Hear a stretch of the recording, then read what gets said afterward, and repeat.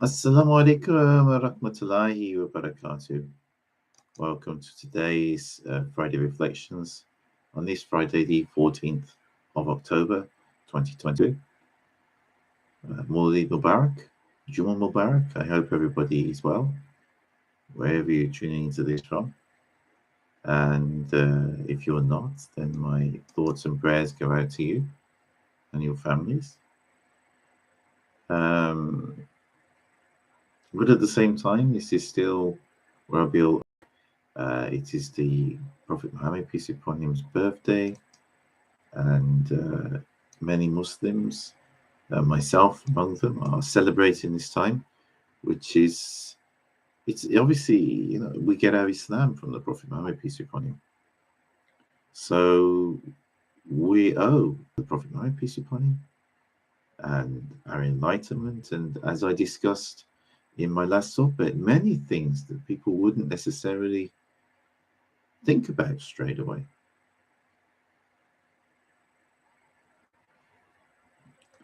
Just sharing this link, and then I'll get right into what I'm going to discuss. Today, technology, huh?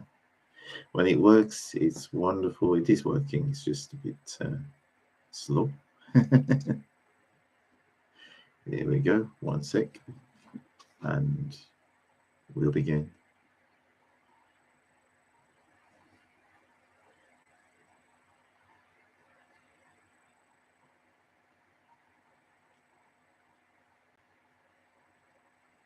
So now you've probably noticed I've started going live, not just only on the Instagram, but also on the YouTube. I share the link that I'm going live on my YouTube to my LinkedIn and my Facebook, but I'm actually going live on YouTube. I decided to cut out Zoom because the one day Zoom gave me a real headache at the University of Birmingham, and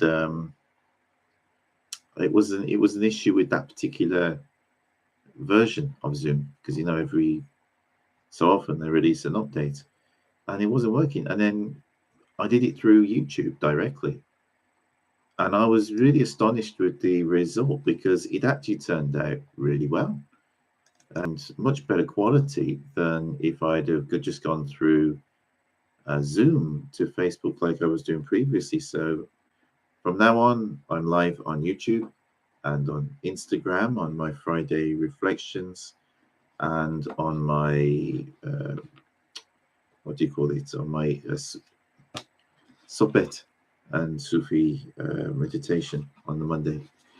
Now today, what I want to read is from this wonderful book that I've been reading from, Muhammad, the Messenger of Islam, which is by Sheikh Hajjah Amina Adil from 2002.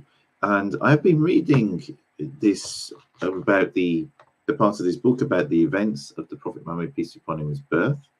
So I thought I'll still continue on, because there's still some more to read about those events. So I may as well finish this chapter, what could be more appropriate for the month of Mawlid, the month of celebrating the Prophet Muhammad, peace be upon him's birthday. Bismillahirrahmanirrahim.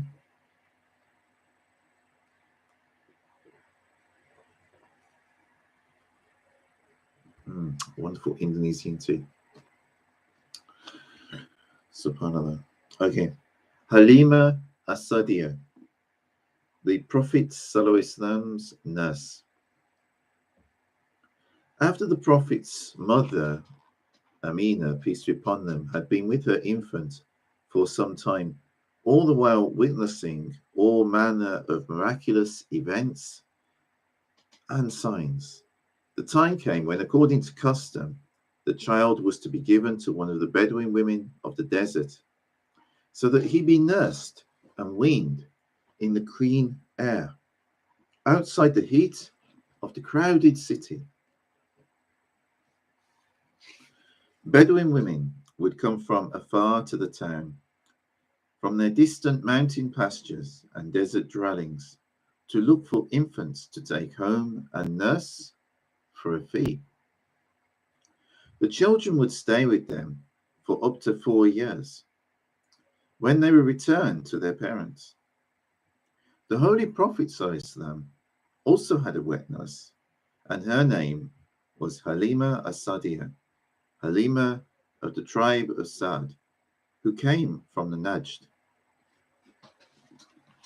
Now, before I continue, it's important whenever we look at anything historical, and this is something that my Sheikh Dawood Rossa Owen, highlighted to me, that whenever we look at anything historical, it's important to try to understand the context and see things through the eyes of that time and place.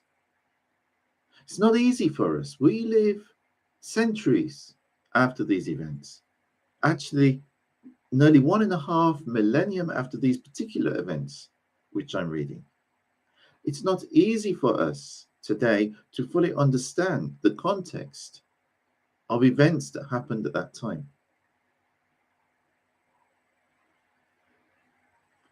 And this is a case in point. How many of you would give your child to a random person, a random woman who lived in the countryside, so that they raise your child in the clean air of the countryside from a baby and wean them in the clean air of the countryside? And for this, you pay them a fee, probably a fairly modest fee.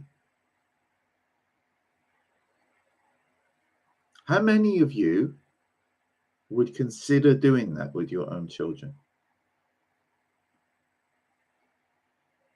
Now, obviously, this custom must have made sense to the people of Arabia during the lifetime of the Prophet, peace be upon him. Even after that, for as long as this custom continued. And this custom was well established then, so since when it started. Obviously, this custom made sense to them, and that's why they had it. That's why they did it. But to us today, living in modern Britain, or maybe modern Indonesia, modern America, even modern Saudi Arabia, would that make sense? How many of you would do that? How many of you would give your child to a Bedouin person? Is someone, Bedouins were people who lived in the countryside around Mecca or in the desert. So how many of you would give your child to live with people who live in the middle of nowhere, far from the cities, to raise your child in that environment? This isn't the topic of what I'm discussing today, but it is something that just crossed my mind. I already knew about this for many years, but for some reason, this thought never crossed my mind until now. And you get some people today, and they think you have to do things exactly how people did things back then. Well, this is a case in point, because there are not too many people, I guess, today who follow a custom like this, especially with the concerns around, the abuse of children and keeping them safe, and various laws that have been brought in to ensure that our children are safe, and practices and stuff as well. I mean, even if you give your children for a period of time to a babysitter, they have to be qualified. They have to be checked out. In Britain, they have to have DBS checks, and they have to be enhanced DBS checks as well before they can legally do that as their profession.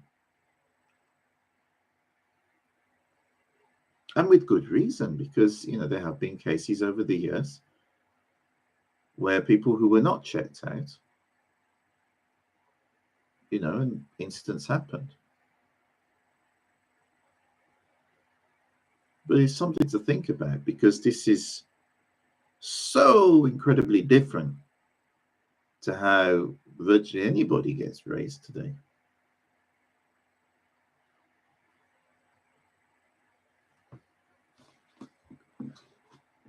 I'm going to continue reading it anyway.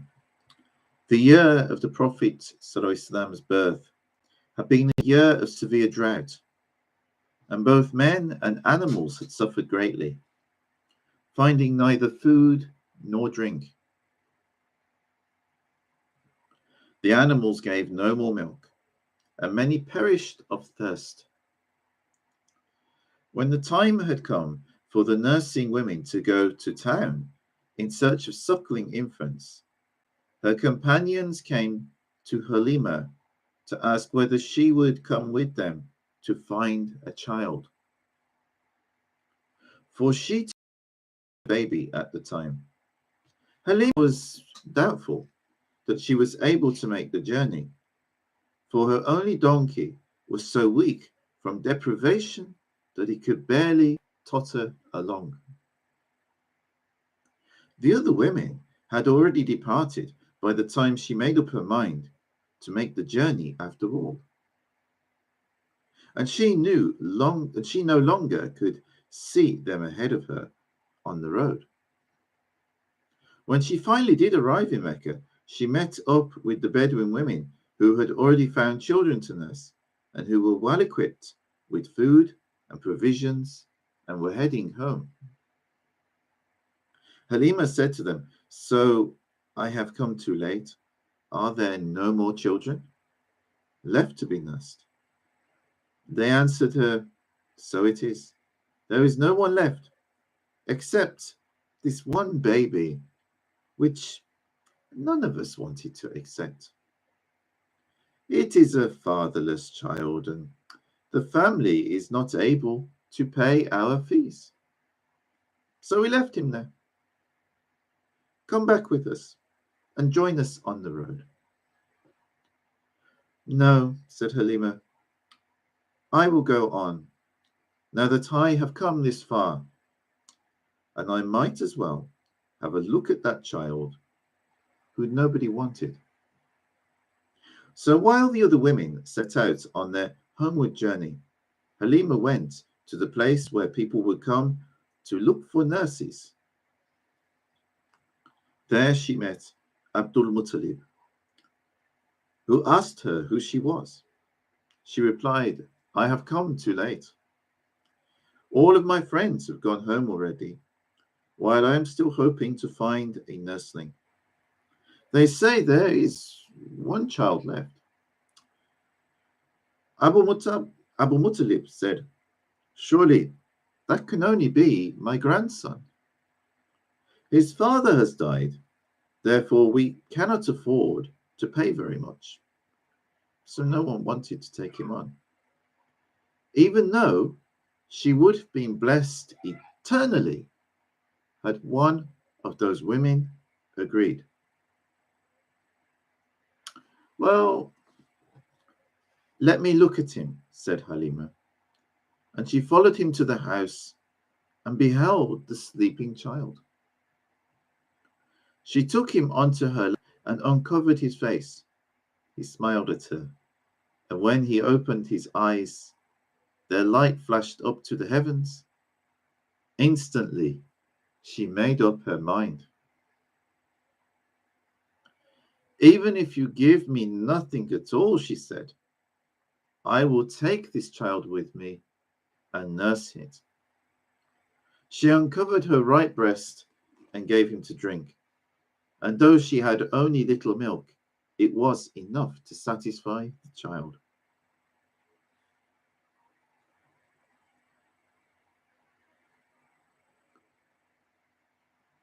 They gave her food, and she ate. And then she prepared to give him her left breast, but the child declined by raising his eyebrows, as if to say, "No, I will not drink this. Another has the right to the milk of this breast." Halima understood from this sign what he was saying. His mother, Amina, said to Halima, "Go and take my child and look after him well. It may be that you will see many wonders and strange things while he is with you. But whatever you see, let no one know about it. Tell no one what you have witnessed. For he has many enemies who seek to harm him.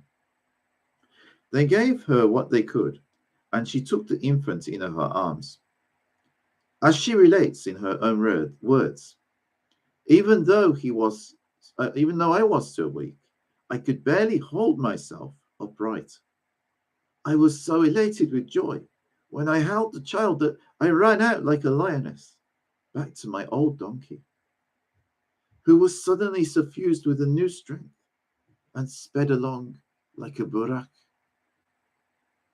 This donkey that was weak and barely tottered along was suddenly speeding along. SubhanAllah.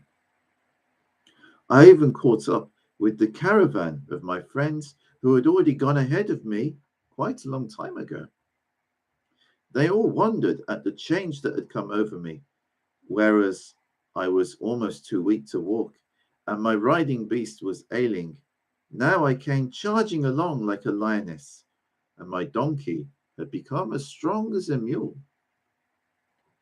We are waiting here for the fortune tellers to arrive to tell us of these children's destinies, they told her. So she took her place in line and waited with them. When the chief diviner came, he looked at the crowd of people, and then he looked up at the sky. All at once, he let out a yell and cried, "Quick, over here, we have found him, right here in our midst." For in reality, the diviner was one of the unbelievers who had slipped into a disguise.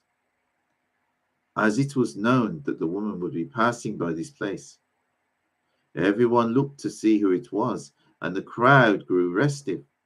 A general confusion took hold of it, during which Halima fled unnoticed into the hills with the child and the donkey. She paused when she thought herself alone and in safety, when suddenly she realized she was surrounded by 100 warriors, all armed with poisoned swords. What shall I do now? Thought Halima, and inwardly prayed while gazing at the child. She saw him raise his gaze to heaven as if giving a sign, and suddenly a sword came from above, and in no time they were all chopped to pieces. Halima then continued on her homeward journey. When at last she reached her house, she was extremely tired, so she fastened a candle to a tree and laid the baby to sleep on it. Habiba, a woman who was blind, came over and said to her, "Oh Halima, you have been to Mecca, haven't you? How is it that you are able to purchase such fine and costly perfume, despite your poverty? How did you manage to do such a thing?" "No," said Halima, "it's no perfume at all. This fine scent is coming from the child I took in charge and brought home with me. It is his fragrance you are smelling. Oh, do show me this wonderful child and let me fill my heart with his sweet scent," said the blind woman. Halima led her to the tree from which she had strung up the cradle, and when Habiba sniffed his lovely scent, she cried and says, "Ah, if only I had eyes with which to behold this child." The child, Muhammad Sallam, raised his hands from the cradle, and as she bent over him, he touched the blind eyes of Habiba with both his index fingers. No sooner had he touched them that her blindness left her eyes, and she could see. "Halima," she cried, "guard well the secret of this child, for now I can see with my own eyes." From that day on, she became a faithful servant to the household and helped with all the chores and duties around the house. She now knew this child was unlike all of the children.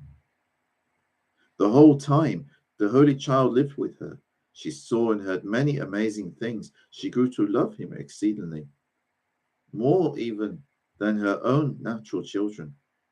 In time, he began to speak, and his first words were these: La ilaha illallah, wahdahu la sharika lah, lahul mulk wa lahul hamd, wa huwa ala kulli shay'in qadir. Subhanallah. Halima's children used to take the sheep and goats out to pasture, and Muhammad, peace be upon him, would go with them. But since the day he had come to them, wherever they took the flock, a strip of fresh green pasture would appear all around them.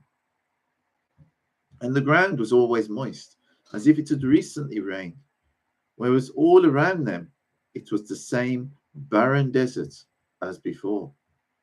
Her sheep and goats would return with bloated udders, and the household was blessed as never before. The other villagers would wait to see where she would lead her goats. Then they told the children to follow them so that they might also partake of this miraculous sustenance. One day, when Muhammad had grown into a little boy, he asked Halima, "Mother, where do my brothers and sisters go every day?" "They go out every morning. I would like to go with them." "Oh, my son," she said, "they go out with the sheep and the goats every day and lead them to pasture." "Please let me go along," pleaded the child, until at last Halima tied a belt around his middle, gave him a stick to hold in his hand, strung a leather bag across his shoulder, and sent him out with his brothers to herd the flock. They led him out with the other children to the edge of the fields and followed him with their eyes as far as they could see. Their hearts and minds were uneasy from love and care and worry about him. Around noon, the children came running to the house, screaming that something had happened, and told the parents to come right away. A great bird had swooped down, they said, and had taken their Quraysh brother up into the air and deposited him atop of a great boulder. Anxious and alarmed, they ran to that place, where they found the child Muhammad on top of the rock, as the children had said. As they were looking, he sat up and rubbed his eyes, as if he had just woken from a deep sleep.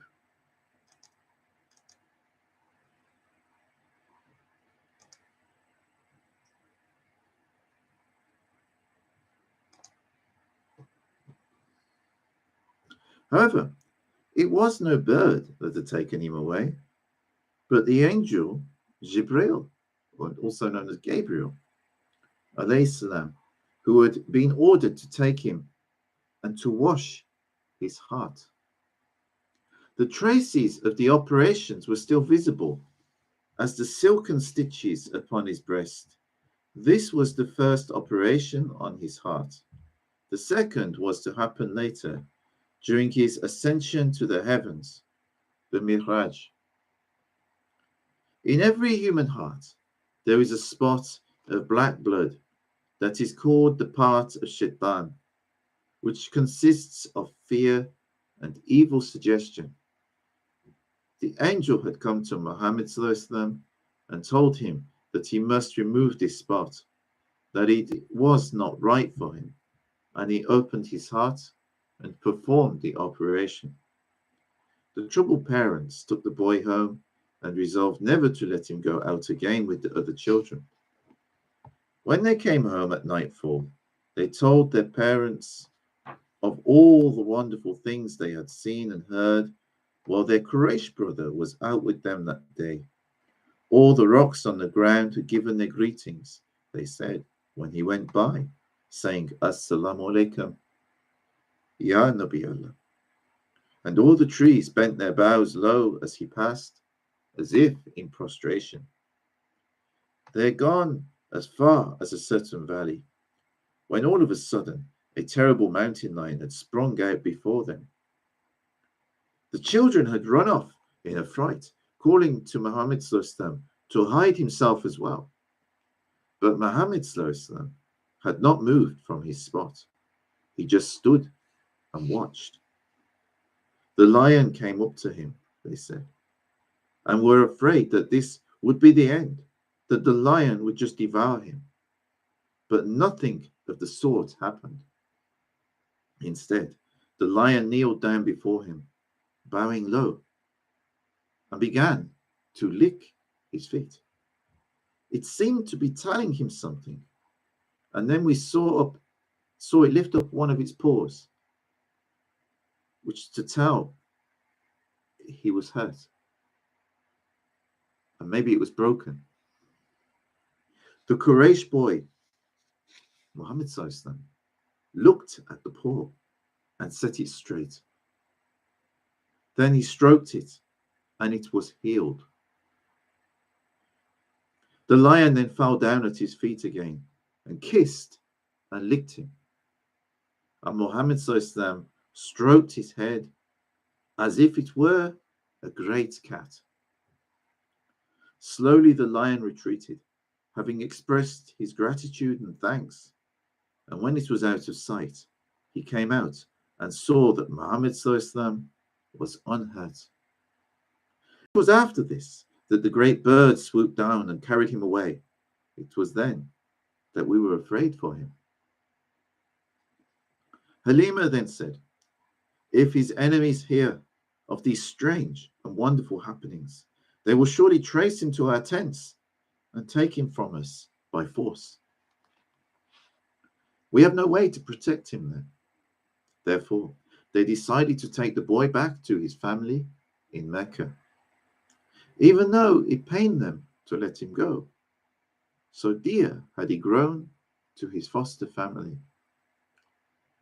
When Muhammad was either 2 or 4 years old, according to varying narrations, his mother Amina suddenly fell ill and died. He was now completely orphaned, and his grandfather Abu Muttalib took him into his care. He took him along wherever he went and never let him out of his sight. When Muhammad was 8 years old, Abdul Muttalib fell ill and called for all his sons, 10 in all, 4 of whom were still living: Abu Lahab, Abu Talib, Hamza, and Abbas, as well as for the dignitaries of Mecca, for Abdul Muttalib was the head of the tribes of Mecca. He said to them, this is my bequest. It is clear to me that this is my final illness, and I will not rise from my sickbed again. My one worry is in whose care to leave Muhammad, this fatherless child of your brother Abdullah. Hamza spoke and said, O my father, leave him with me. I shall look after him better than my own soul. But his father answered him, O Hamza, you have no children of your own, hence you cannot know the value of a child. After that, Abu Lahab spoke up and said, I will look after him, father. Abdul Muttalib said, you already have too many children. You will not be able to look after him well. Abbas was still a young man and unmarried, so Abu Talib offered to take him in. His father then said, now my soul is at rest. I give you this boy as a trust.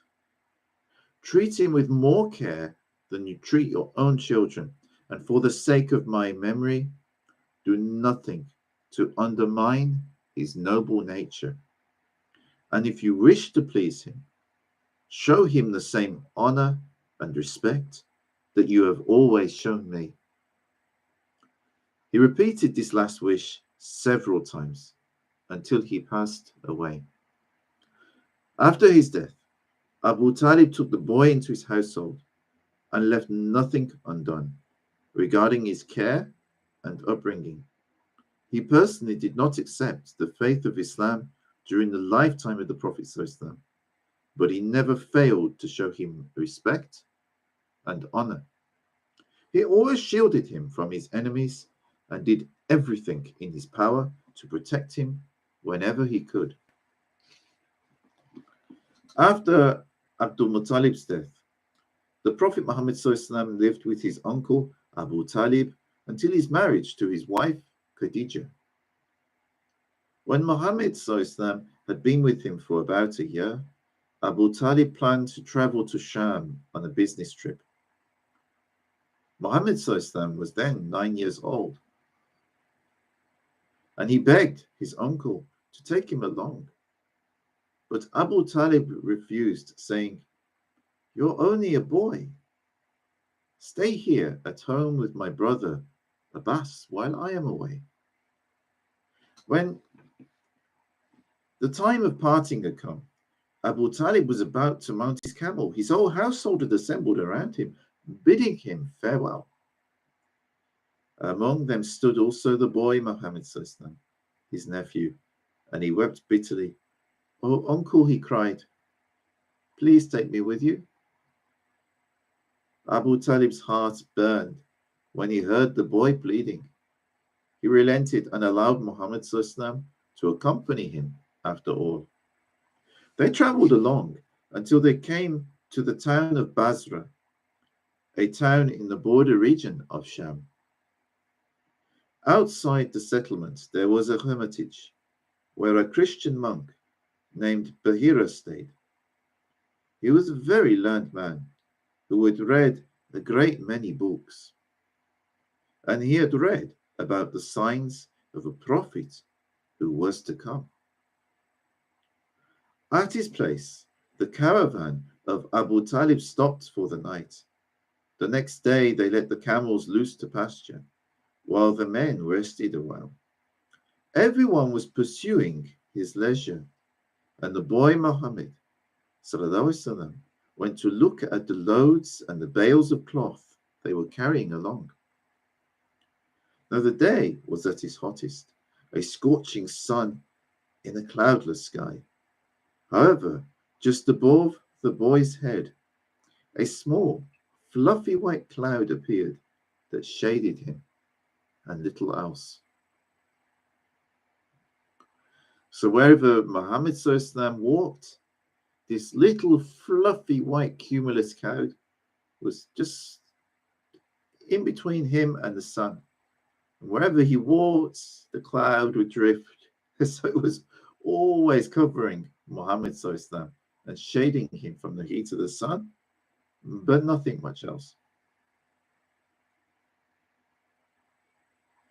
The monk, Bahira, happened to open the door of his hermitage and looked at the sleeping men over, and he saw Muhammad ﷺ moving along and went to him and asked him about himself.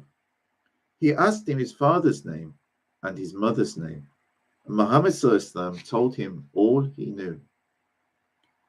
He then asked the boy to remove his shirt, and on his back, between the shoulder blades, he found the sign he was looking for, the seal of prophethood. He returned to Abu Talib and asked him how the boy Muhammad ﷺ was related to him. Abu Talib said, "He is my son." Bahira then said, "That cannot be. The boy's father cannot be among the living." Abu Talib then admitted that he was his deceased brother's son. The monk then asked, "Where are you going with him?" Abu Talib answered that he was taking him to Sham, to the merchants and marketplaces. Bahira then said, "This boy is worth more than all the crowds of the city. This boy is worth more than all of the crowds of the city. For he is destined to become one of Allah's holy prophets. we find revealed in the scriptures the description of his signs and marks.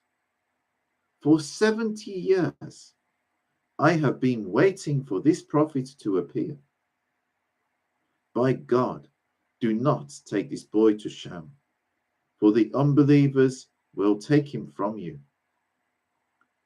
since they dread his coming.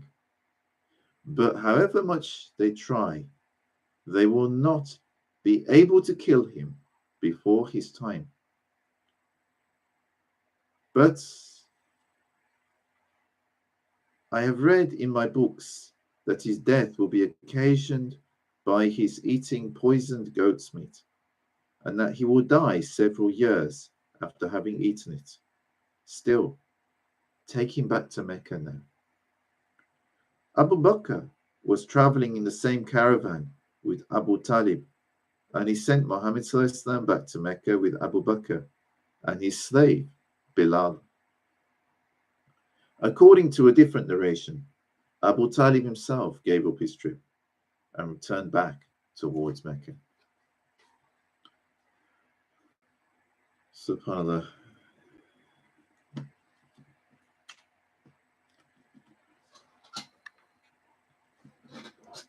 Oh, I should show you the book I was reading.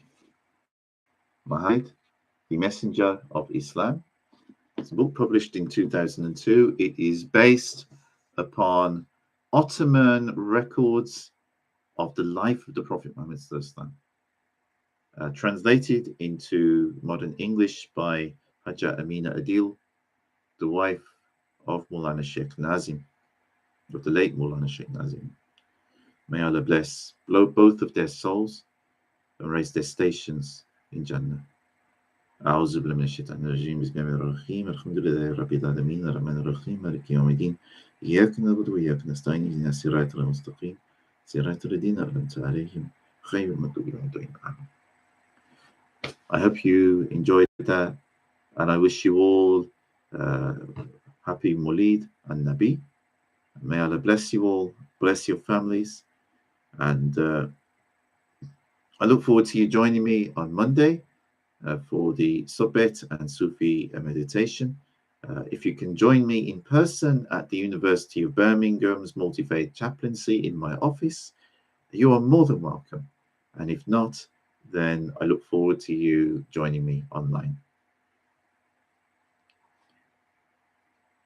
If you're in the UK, have a very good week. Have a very good weekend, and wish you a very good evening. And wherever you are in the world, Assalamu alaikum wa rahmatullahi wa barakatuhu. May the peace and blessings of God be with you all.